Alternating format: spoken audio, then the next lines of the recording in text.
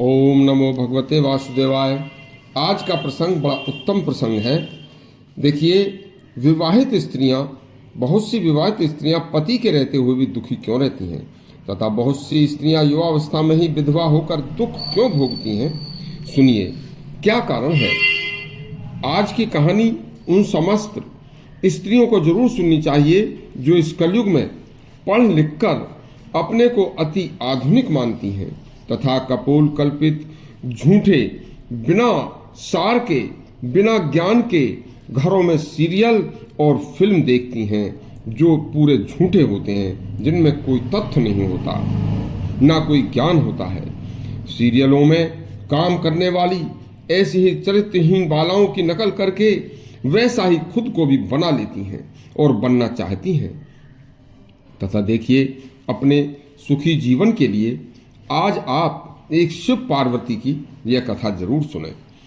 एक बार श्रावण मास था, सावन का महीना था, तो माता पार्वती ने भगवान शिव से प्रार्थना की कि हे भगवान, आज हम पृथ्वी लोक में भ्रमण करना चाहते हैं।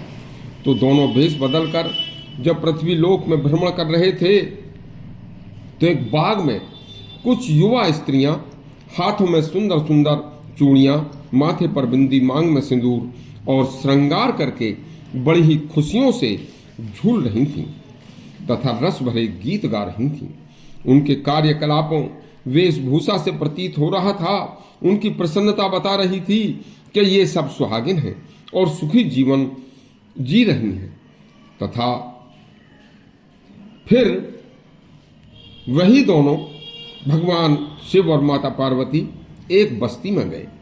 तो वहां कुछ घरों में जाकर क्या देखा कि बहुत सी स्त्रियां वेशभूषा में बहुत ही उदासीन बड़े भरे माहौल में, गंदे कपड़ों में दुखी दिखाई दे रही थीं। उनके न घर में रौनक थी, न चेहरे पर प्रसन्नता थी। पहले उदासी, सब जगह केवल उदासी का माहौल था। पार्वती जी ने भगवान शिव से पूछा कि हे भगवान, ये स्त्रियां अपने घर में इतनी उदास क्यों हैं। भगवान शिव बोले, देवी, ये सभी स्त्रियां विधवा हैं। माता ने पूछा, हे भगवान, ये युवावस्था में ही किस पाप से विधवा हुई हैं। भगवान बोले, हे देवी, जो स्त्रियां विवाह के बाद भी अपने पति के प्रति श्रद्धा भाव तथा पवित्र प्रेम नहीं रखती तथा पति से ऊंची आवाज में बोलती हैं, या पति को तू कहती हैं, या अपने पति का नाम लेकर बोलती हैं, या अपने पति से बिना बताए कहीं जाती हैं, या किसी कारण विशेष से वह बहस करती हैं, या किसी प्रकार से अपने पति का जी दुखाती हैं, वह विवाहित स्त्रियां अपने पति की जीते जी उम्र को खा जाती हैं। स्त्री का नाम लेकर बोलना, तू कहना, पति से पूर्ण वफादारी न करना तथा पति के रहते दूसरे पुरुषों से संबंध रखना इन विवाहित स्त्रियों के विधवा होने का मुख्य कारण है। हे देवी, जो स्त्रियां अपने कम आमदनी वाले पति से अपनी उल्टी सीधी मांगे पूरी कराने की चेष्टा करती हैं और वह नहीं कर पाते, तब फिर वह दूसरे ज्यादा आमदनी वाले गैर पुरुषों के प्रति आकृष्ट होकर अपने पहले पति को छोड़ देती हैं। वे स्त्रियां जीवन भर दुखी रहती हैं। उनका जीवन एक दिन नरक के समान होना तय होता है।